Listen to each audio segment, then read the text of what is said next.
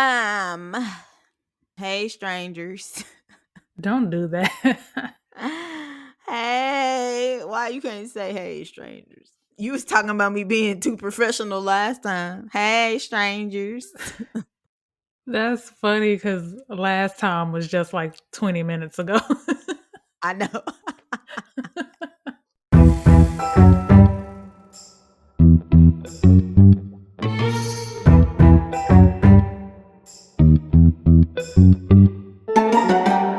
Greetings, strangers. I'm Britt. And I'm Dee. Welcome to another episode of It's a A Strange strange World world After after All. all. The podcast where we discuss true crime cases, the supernatural, urban legends, conspiracy theories, and all of the things that keep the world strange. In today's episode, we discuss part 2 of the Atlanta child murders. The Atlanta child murders were a series of murders committed in Atlanta, Georgia between July 1979 and May 1981. Over this 2-year period, at least 28 African American children, adolescents, and adults were killed. Yes, so if you tuned in last time, which you should have tuned in last time, because if you're tuning in and this is your first time, you're cheating. So you need to go back to part 1. Yes. Yes, in that episode, we pretty much discussed like the timeline of his victims, where law enforcement kind of was in the case. And in this episode, we will get into the possible suspects and our theories. This is what we're going to get into this episode. Yes. So strap in. It's going to be a this bumpy one, ride. Yeah, I was just about to say, because I have my theories, but then I kind of questioned my theories, and now I'm like, I don't even know. Yeah. Yeah. Yep. Yeah. And if you watch that documentary, what is the name of that documentary on HBO? It might have just been Atlanta's the Missing and Atlanta Murdered. child. Oh, You can't find maybe. you can't find it by just looking up the Atlanta child murders. Oh, okay. But the documentary is Atlanta's Missing and Murdered, the Lost Children. If you wanted to something to watch too, it's like a 5-part Mm-hmm. documentary. Docu-series. Docu-series, that is so right. What was I about to say? But yeah, I agree. It's gonna a lot of it. It's what I said in the last episode is like a shit show. It almost feels like a 3-ring circus, like, Yeah. and it's upsetting because these are children's lives. Like, Yep. okay, yeah. And in last week's episode, we were introduced to the name Wayne Williams. He was a man that was allegedly seen holding hands with one of the last reported victims, Nathaniel Carter. Mm-hmm. Investigator Chet Detlinger created a map of the victims' locations. Even though there was a difference in ages, they were all connected to Memorial Drive and 11 major streets in the area. There were more than 100 agents working on this case. The city of Atlanta imposed a curfew. Parents even went as far to pull their children from school and wouldn't let them play outside. This is after all of that happened in the first episode. Mm-hmm. That's why I was saying if they would have made it known before, parents would have already started to do that. That's So, crazy. yeah. The FBI felt that the killer might dump the next victim into a body of water to conceal any evidence. That's what I was talking about on the previous episode.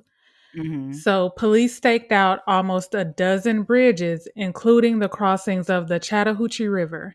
On May 22nd, 1981, police got their first break when an officer heard a splash under a bridge of the Chattahoochee River. Another officer saw a white 1970 Chevrolet station wagon turn around and drive away. So, in the previous episode, you remember I was saying I couldn't remember if it was a Chevy or a Cadillac? I Yep. think only that one witness mentioned the Cadillac. I think everybody else said a Chevy, but this one is white. Everybody else said blue, and then the Cadillac was white over blue. So I don't know.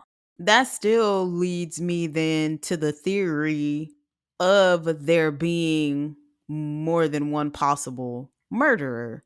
Like Mhm. maybe there is more than one vehicle, maybe there is a blue vehicle. Not to say that there's a blue Cadillac, but maybe there is a blue Chevy and the white Chevy. Maybe. Mhm. Possibly. The person in the station wagon was stopped about a half mile from the bridge. The driver was 23-year-old Wayne Bertram Williams. This is the same man that a witness saw allegedly holding hands with the last known victim, Nathaniel Carter. So my note was just that the witness that saw him was Robert Henry and he passed away. And it's unclear how he passed, but I think it was before the trial, so they couldn't even, I guess, get him to identify Wayne because he did pass away. This was the gardener Oh, okay, that okay. saw him. Was he older? Was it Yeah. like, okay, I was going to say, hold up. That's sus, Yeah. but never mind. Yeah, no, he was just Okay. older. Wayne Williams was a music promoter and freelance photographer. The station wagon he was driving belonged to his parents. Wayne claimed that he was on his way to audition a woman, Cheryl Johnson, as a singer, but there was no record of her or the appointment. 2 days later, the naked body of the last victim, Nathaniel Carter, was found floating in the river where police had seen the station wagon. So I know that's a little confusing the way that's worded, but it's basically Nathaniel Carter, his body was found in that exact same spot where they were staking out, where the Oh, police heard the yeah. splash. Yeah, Yeah. just in case that was confusing. But then Oh, he was I was telling ready. them, but he was telling police that he was actually, that's not why he was there. He was just passing by because he was on his way to audition this woman to be a singer. That's the only reason he was there. Cheryl Johnson to audition Cheryl Johnson, Yes. which nobody has any to this day. Nope. Nobody has any record of a Cheryl Johnson.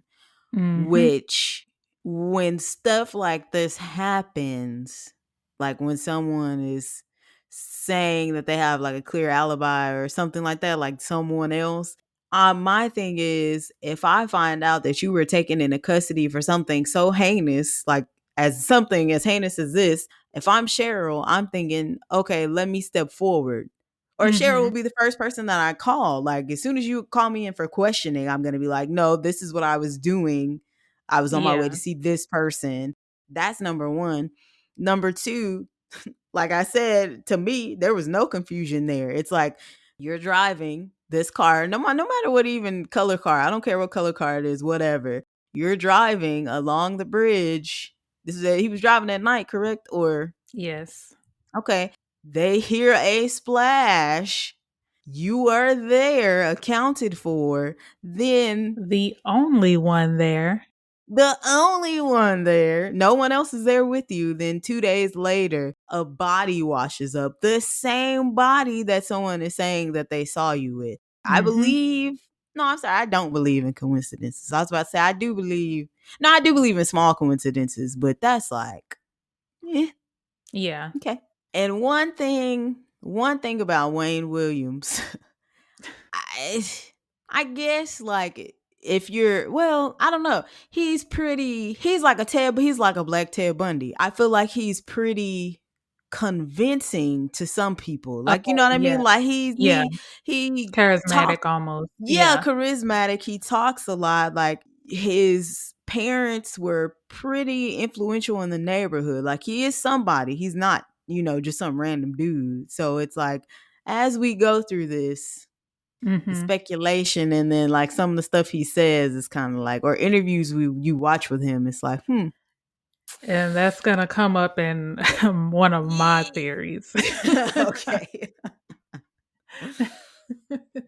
But yeah, I just don't see, I said that to say I don't see how Yeah. could you talk yourself out of this one. Yeah. It's And then, side note, if you did want to see some of his interviews, some of them are on YouTube. So you can just put his name and his interviews will pop up. So, because I don't remember.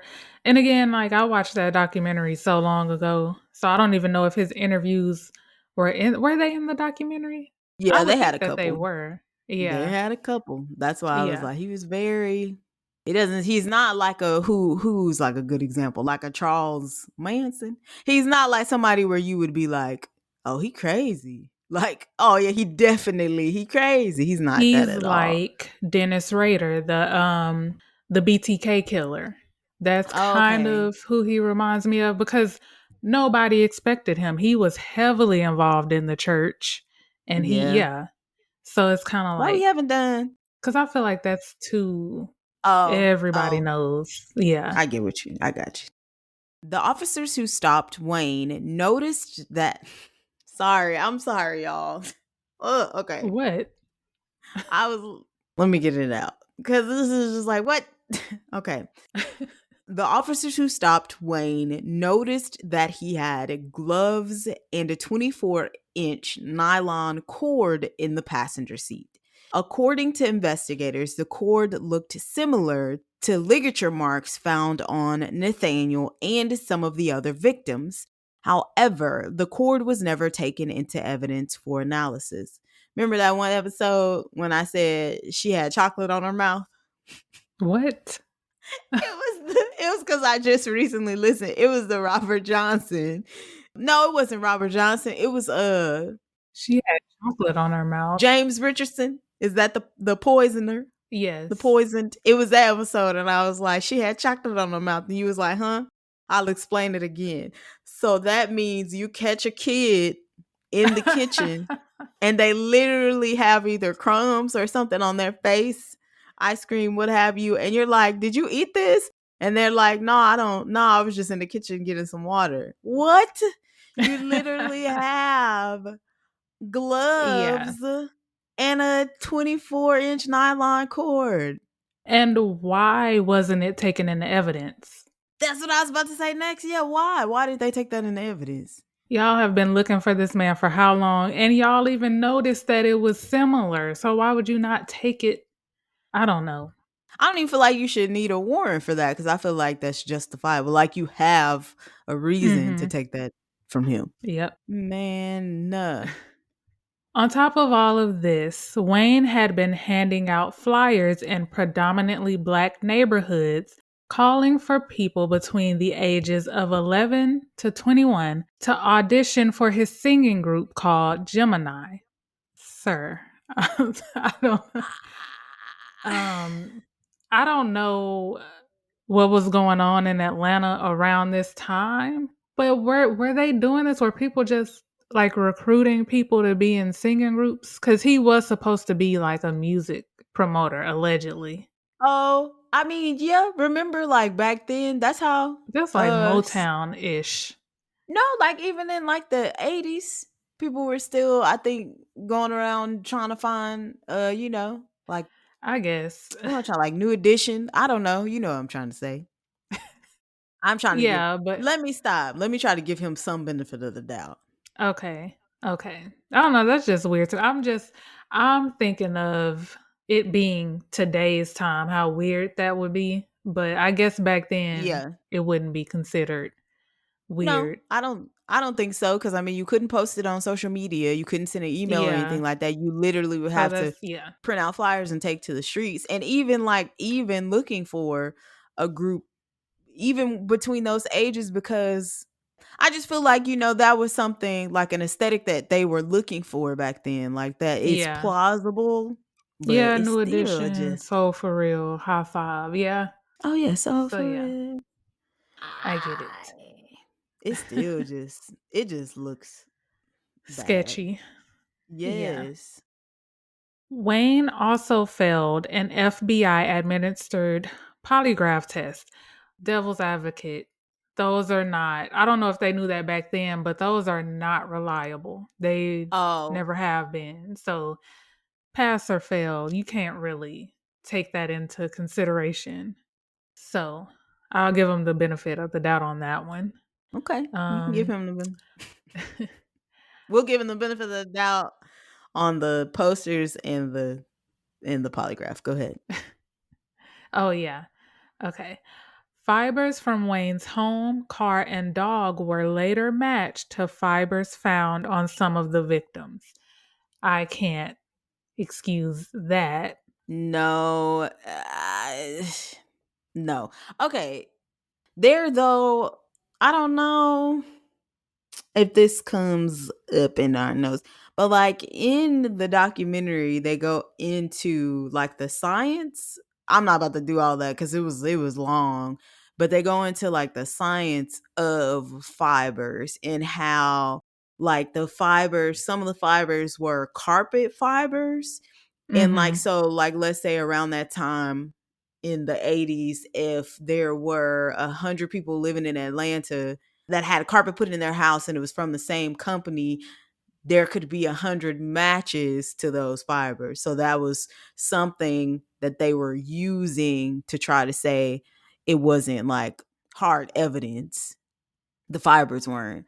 But Yeah. the dog, was it But the yeah, I was dog just about to hair, say right? that.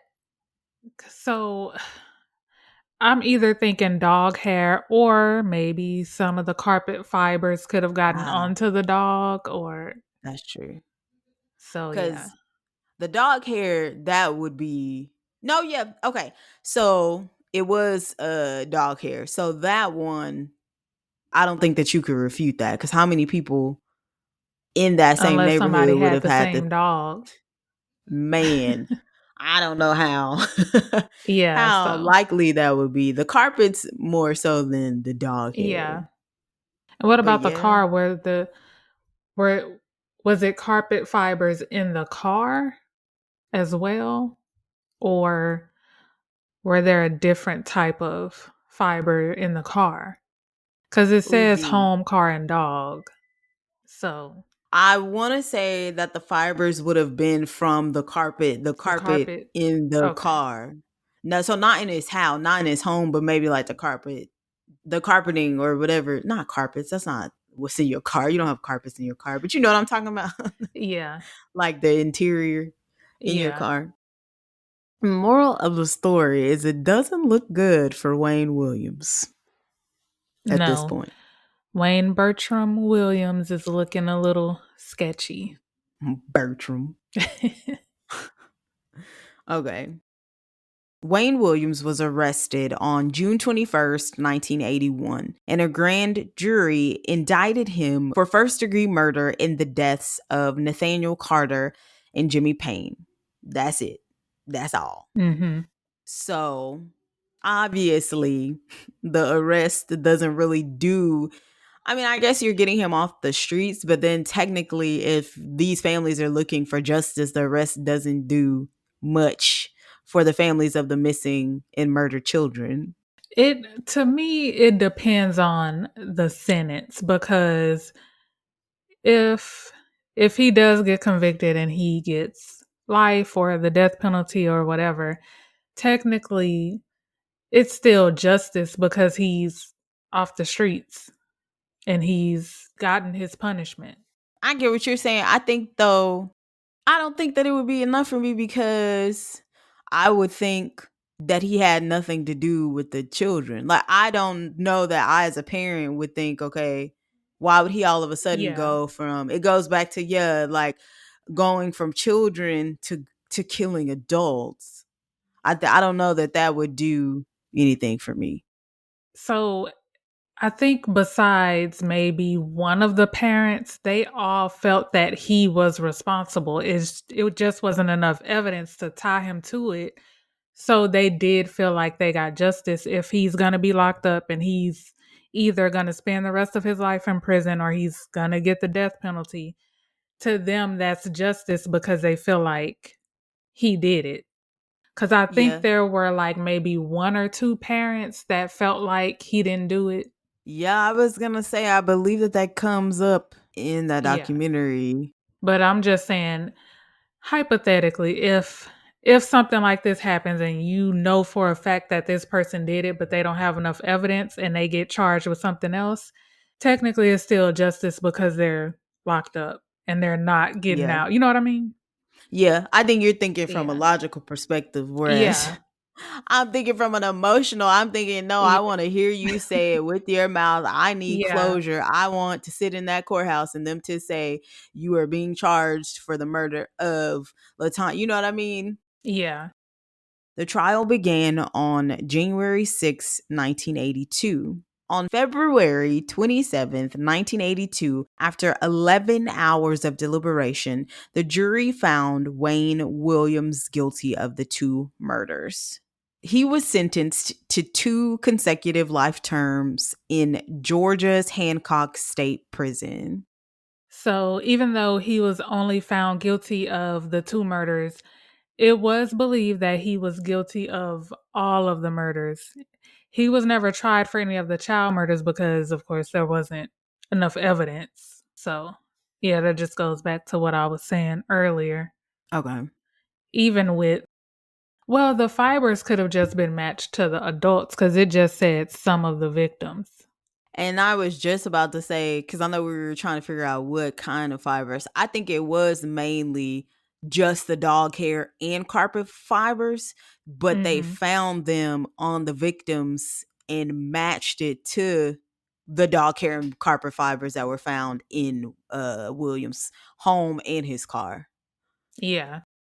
In the September 1986 issue of American Music magazine, journalists Robert Keating and Barry Michael Cooper reported that the Georgia Bureau of Investigation, the GBI, discovered that members of the KKK may have been involved in the murder of victim Luby Getter and may have been linked to the murders of 14 others.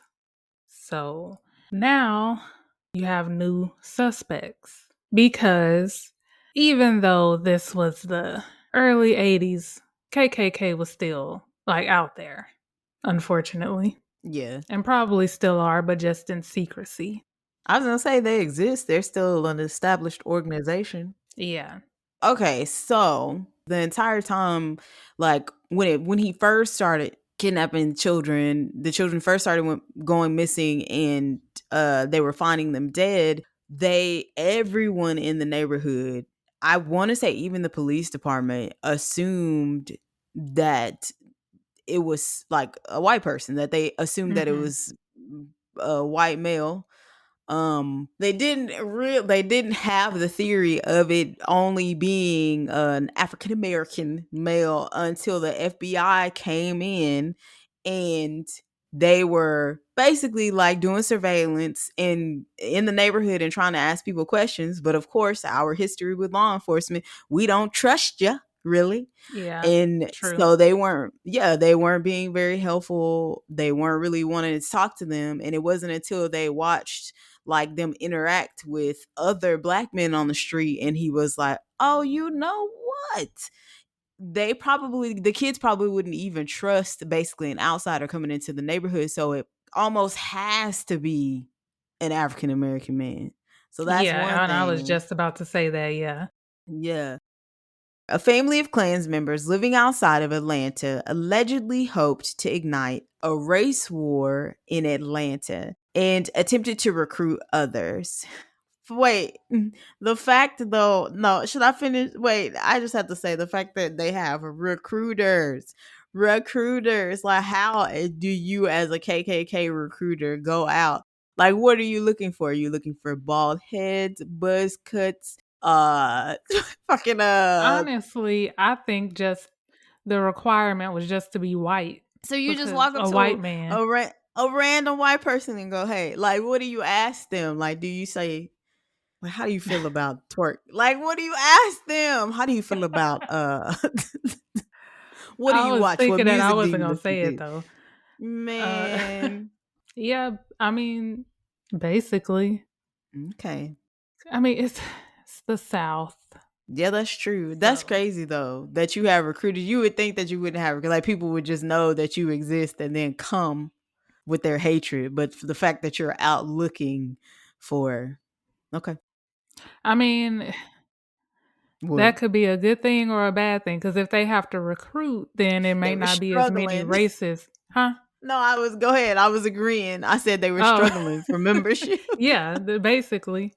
Today, what's the would you like I'd like to talk to you today about our Lord and Savior Jesus Christ, and like I'd like to talk to you today about my hatred for Oh my god, like this is what? not funny. No, but it is though. But it's not. But D. But it is though, because it's so like what? Like what do you even? Never mind. Yeah. That's just me. Like what do you even? What's the conversation starter? They put out chocolate chip cookies and put like come to the first meeting and No, they put out white chocolate macadamia nut cookies. oh yeah, that's right. Yeah. Nothing. Nope. Yeah. Yep. Man, I'm about to Let's talk to just you keep going. about. Do you have white sheets at home? Do you what? Okay. I'm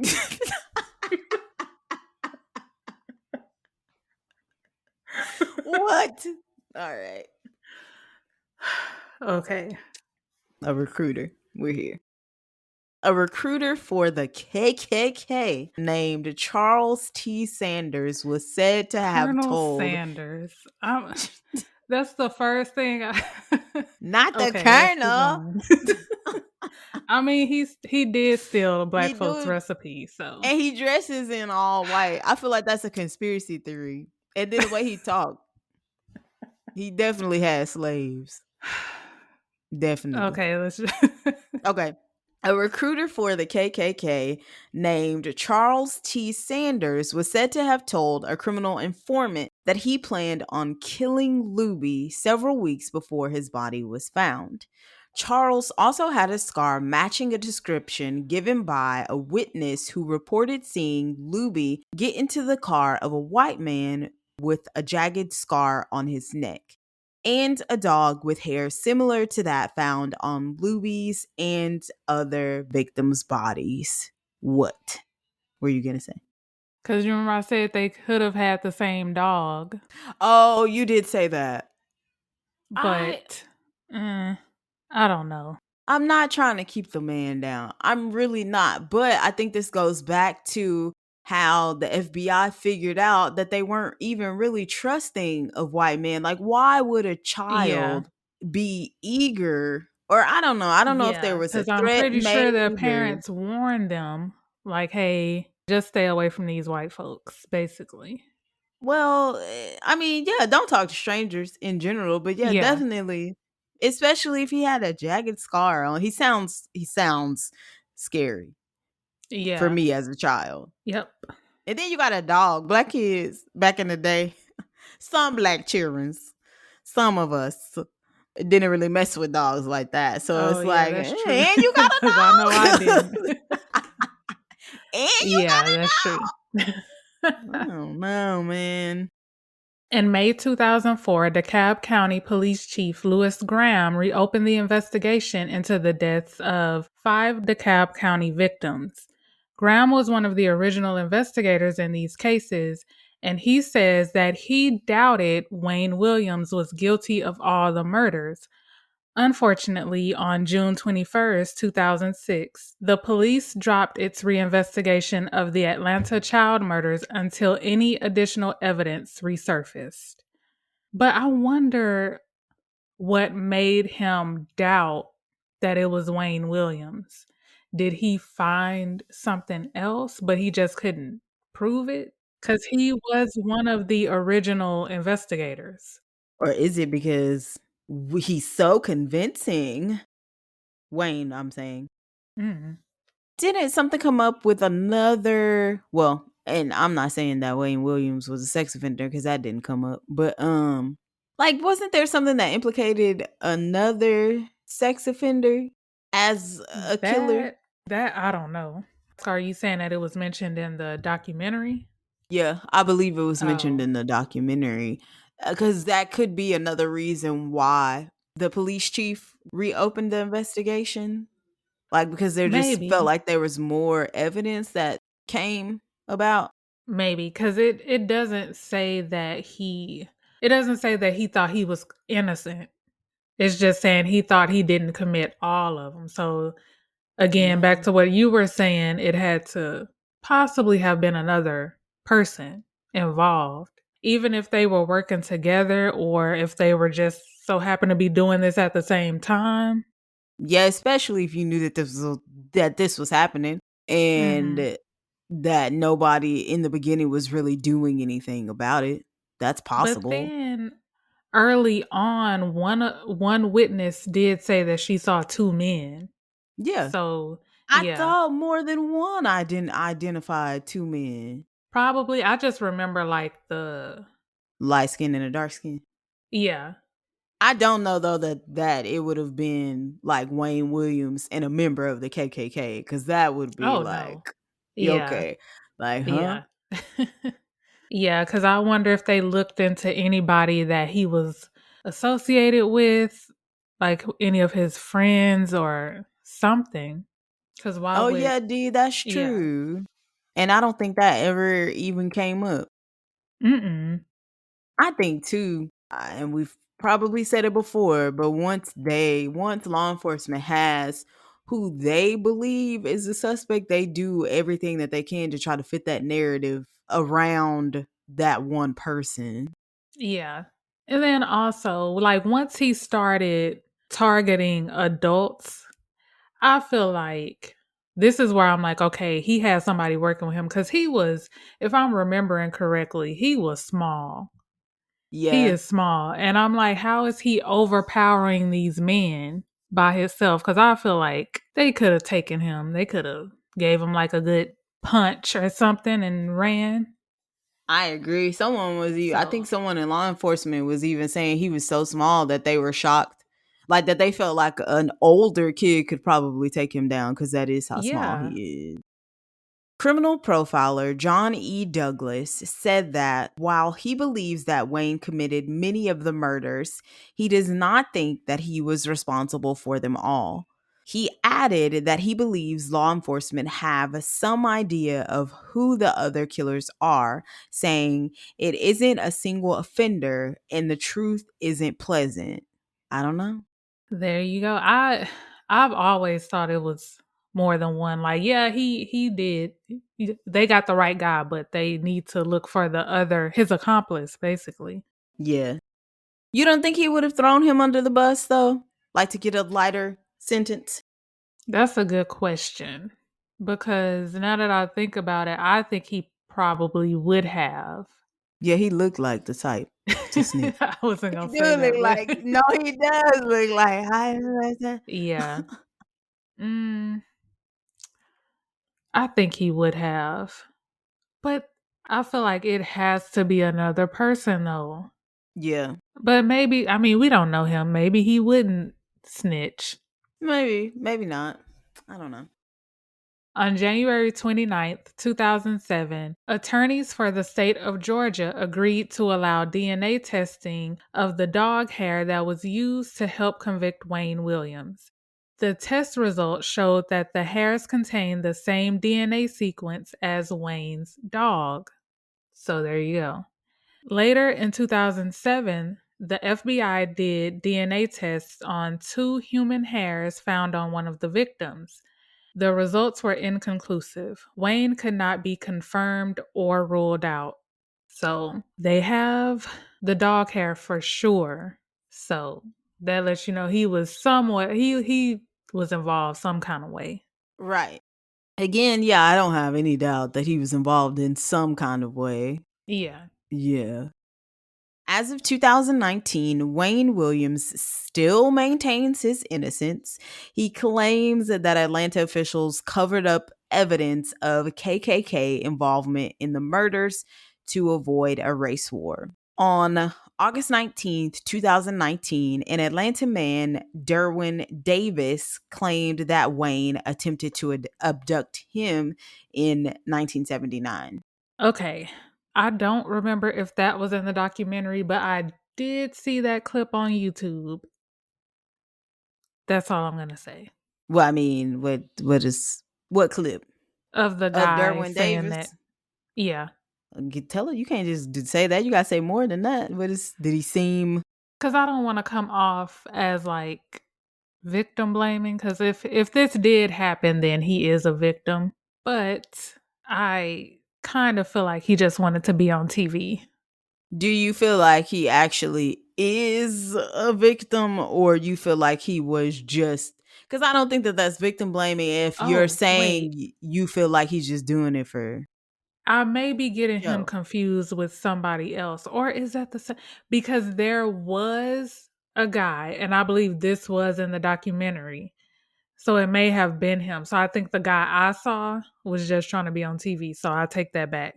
So there was a guy, he said that he was leaving either I think his aunt's apartment or something, or grandma's apartment, and he was walking down the hallway and he said he saw Wayne Williams, and Wayne Williams came up to him and was acting kind of weird, so he ran and was like beating on the door for them to let him back in. I think that might have been a documentary, because I think he was saying that it was emotional for him because he was thinking that he could have been one of those kids. Yeah. Yeah. Okay, that does sound So, but I familiar. did see somebody, this was YouTube, so I'm gonna just leave that alone. It was not him. So sorry, Derwin. On October 18th, 2021, Atlanta Mayor Keisha Lance Bottoms tweeted that a Utah lab will examine the old DNA evidence. And that might have been when she gave that press conference, when she Yeah. talked about, yeah, being a kid. Yeah. Yeah. Oh, Final so thoughts. Oh, where are we with that? Nowhere? Really? Nothing happened from that? yeah. Not yet. Not yet? Okay. Yeah, because this was like kind of recent, like towards the end of last year.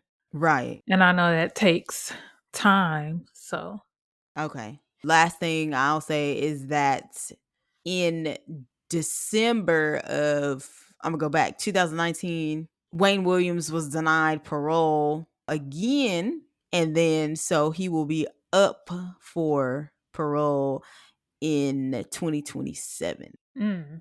So final thoughts. I will say this. I did have my doubts about Wayne, but it wasn't because of anything he said. If anything, his interviews confirmed that, like, oh, yeah, he was involved for me. For me, because I feel like he is, I don't, I don't want to say narcissistic, but Nah, kind of, he is. Yeah, yeah. I would say he And is. the interview that I saw, it was just like the way he was talking to the interviewer and just like basically trying to belittle the interviewer. I was like, I don't know. But then some of the things he was saying, I was just like, mm, I, yeah, he did it. But I feel like he did have an accomplice because I keep going back to the witnesses that say that they saw two men.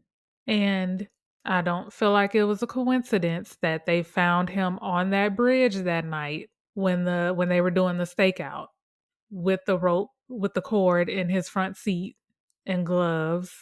So to me it's obvious that he did it, but you do have a few of the parents who think that he didn't do it, that he wasn't involved at all. But I just, this one is confusing to me because, like we said earlier, I think if he did have an accomplice, he may have threw them under the bus. But we can't say that for sure because we don't know him.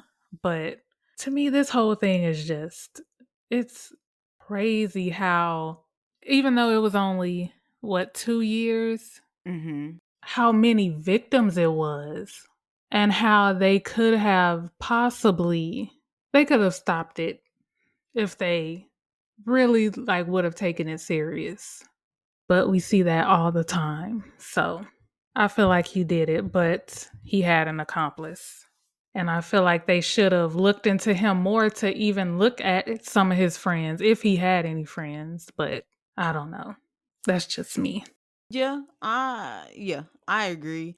I I do feel like even if he's not a narcissist, he does have a really big ego. I've seen a couple Hmm. interviews as well, and he's also really defensive. He's not empathetic at all. I feel like when you watch interviews of people who really are innocent and are just trying to clear their name, it's different than when you watch interviews from him. He's really calculated in what he says, and it's always like, well, they said that I did this, and how could I have did this if this? And I'm just like, okay, yeah, but where's the empathy for the children? I feel like if someone was truly innocent, it'd be like, okay, I feel really bad that this happened, but like, let's try to find like who really did this type stuff.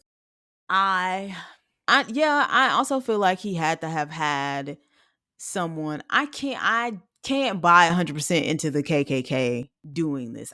Like, it just seems really far-fetched for that to be the case. I do feel like you said, that Wayne has something to do with it, because you have all this evidence against him. The fact that he was there that night, the same night that they heard the splash, then 2 days later the body washes up. You have the fibers from his carpet, you have the fibers, well, then you have the dog hairs, then you have people that are placing him with some of these victims. So that doesn't look good either. And I know, so in the documentary, there's like a scene where they're in like a church.